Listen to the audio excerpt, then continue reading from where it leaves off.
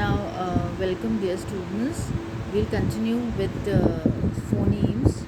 And yesterday in the class, we discussed, and I told you about what exactly phonemes are. They are the minimal pair units of a sound, and what kind of different, in which way, through consonants, they are differentiated.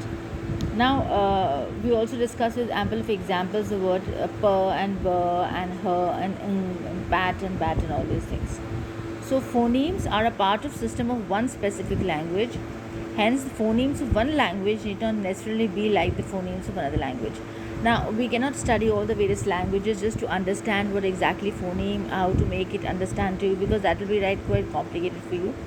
But we have to understand that yes, they are a part of system of one specific language.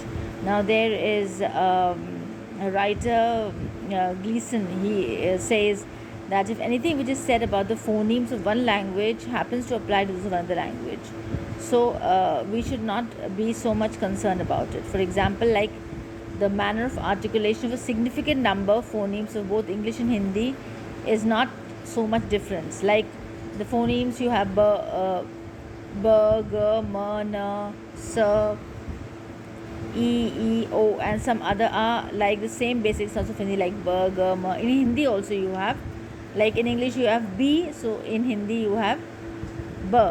In English you have g, so in Hindi you have g.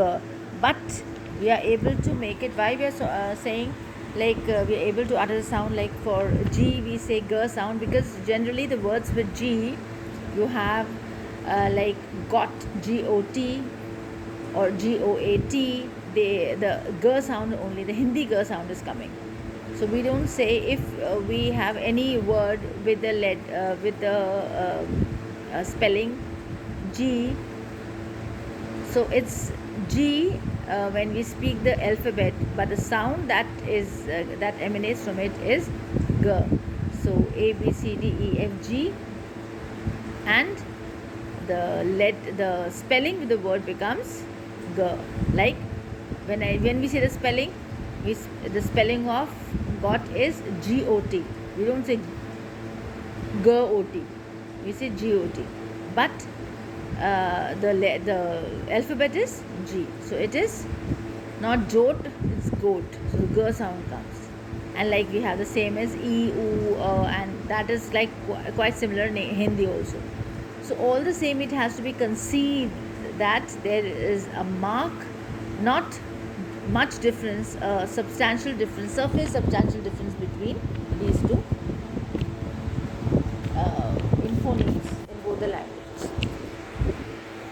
Now, the phoneme principle is useful in bringing relevant simplicity, or in fact, of great complexity of the sound and study of different phonemes, in which the way it works in different languages. For instance, the tone languages transcend the phoneme boundary and also make use of the supra-segmental features like pitch and tone to realize contrast in meaning. So we cannot say that not all schools of linguistics have taken kindly to the concept of phoneme. The transformation generative view, which is undeniably very influential in modern linguistics, is skeptic about the value of phoneme. But when all is said and done, the idea of the phoneme continues to be a powerful aid in investigating the systems and structure of phonology. So this is what basically you can understand by phoneme. And no matter, there is a kind of a definition which I like to give it to you, or I could read. So it's here that we can see that different languages select different sounds out of the total inventory of sounds that can probably be articulated by man, and that different languages organize selected sound in different ways. So in other words, we can say that the selection and organization of sounds in a particular language constitute the phonology of that language. So from the word phoneme, we are moving to phonology now. So that is, selection and organization of sounds in a particular language constitute the phonology of the language. So of course, what is the theory, phoneme theory?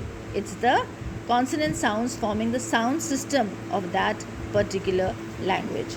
Or before we talk about language, we can say that forming a particular theory about a specific word, we can say that, rather than language. So we have units, and these units are called phonemes of that language. So again, minimal pair of units with small, tiny, contrastive sounds. That is the only thing that we have to remember. And there, of course, there are ample of examples that is being given here. So from the analysis, we can say that phoneme is a minimal distinctive sound unit of a language. This is a definition, a very tiny and a cute definition. You can remember that phoneme is a minimal, because it is syllable is higher than the phoneme. So phoneme is a minimal distinctive sound unit. Why it's distinctive? Because of course, like the example we've taken of the word pat and bat. So pat and bat, the meaning is different. Everything is, the vowels the same, the consonant the same in the end, but only per and ber differ. So the word changes, the sound changes, the meaning changes. So it is distinctive and sound unit of a language. So by minimal we mean that it cannot be subdivided, and by distinctive we mean that it has the potentiality of changing the meaning of a word. This is clear, that I already told you. So we have to remember that phonemes are language specific. Okay, the phonemic systems of two languages may differ from each other in a number of ways, and that we will already be doing, and we have done when we study what is phonology. This is what you have to keep in mind. Thank you so much for this class, and we'll continue in the next class about what is phonology. Thank you.